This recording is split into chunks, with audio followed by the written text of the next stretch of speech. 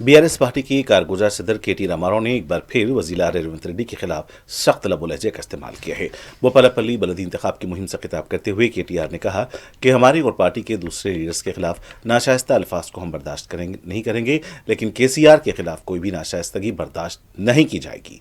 KTR ने कहा कि अभी 2 साल बचे हैं, अगर रेवंत रेड्डी पाताल में भी छुप जाएंगे उन्हें जवाबदार बनाया जाएगा।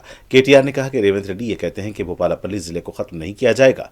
उन्होंने सवाल किया कि रेवंत रेड्डी कौन होते हैं जो भोपालापल्ली को खत्म करेंगे। अगर ऐसा कोई कदम उठाया गया तो जिले के अवाम रेवंत रेड्डी को सबक सिखाएंगे। केटीआर ने कहा कि अगर कांग्रेस के हकीकी लीडर्स और कारकुनों को नजरअंदाज करते हुए फर्जी तेलुगुदेशम लीडर को वजीर आला बना दिया गया, रेवंत रेड्डी कांग्रेस के पुराने लीडर्स पर गलबा हासिल करना चाहते हैं। కానీ కేసీఆర్ తిడితే మాత్రం అనే పొట్టుడా నేను చెప్తున్నా, రెండేళ్లే ఈ టైం అంతా రెండేళ్ల తర్వాత మళ్ళా గులాబీ జెండా ఎగురుడు పక్క. మొక్కుకో, ఎంతమంది దేవుళ్ళు ఉన్నారో అంతమంది దేవుళ్ళకు మొక్కుకో, కానీ నువ్వు పాతాళంలో దాక్కున్నా నీకు మాత్రం ఉంటుందిరా పొట్టుడా పక్క.